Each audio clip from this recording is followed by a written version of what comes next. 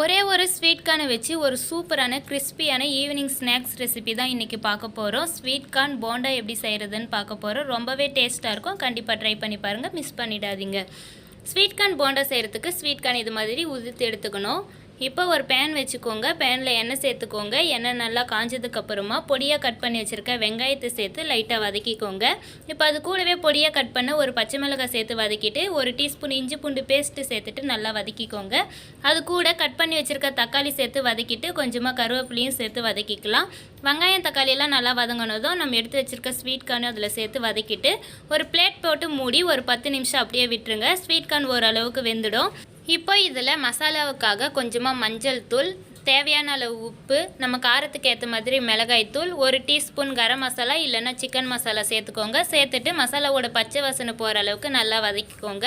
மசாலாவோட பச்சை வாசனை போனதும் அதில் பெரிய சைஸ் உருளைக்கிழங்கு ஒன்று வேக வச்சு சேர்த்து நல்லா மசிச்சுக்கணும். இந்த அளவுக்கு நல்லா மசிஞ்சதுக்கு அப்புறமா இதை நல்லா ஆறுனதுக்கப்புறம் இதிலிருந்து கொஞ்சமாக எடுத்து நல்லா ரவுண்ட் ஷேப்பில் ஷேப் பண்ணிக்கலாம். இந்த அளவுக்கு சின்ன சின்ன உருண்டையாக உருட்டி எடுத்துக்கோங்க. இப்போது ஒரு பவுல் வச்சுக்கோங்க. அந்த பவுலில் 1 கப் கடலை மாவு, 2 டேபிள் ஸ்பூன் கார்ன்ஃப்ளவர் சேர்த்துக்கோங்க. அது கூடவே மாவுக்கு மட்டும் உப்பு சேர்த்துக்கோங்க. கொஞ்சமாக மிளகாய் தூள் சேர்த்துட்டு நல்லா மிக்ஸ் பண்ணிக்கோங்க. ஆப்ப சோடா கொஞ்சமாக சேர்த்துட்டு தண்ணி ஊற்றி நல்லா கலந்துக்கோங்க.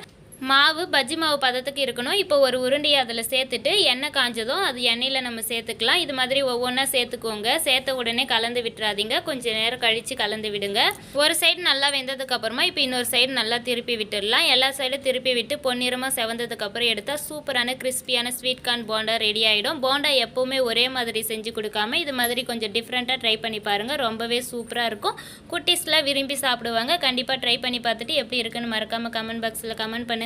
இந்த வீடியோ உங்களுக்கு பிடிச்சிருந்தா மறக்காமல் நம்ம சேனலை சப்ஸ்கிரைப் பண்ணுங்கள்.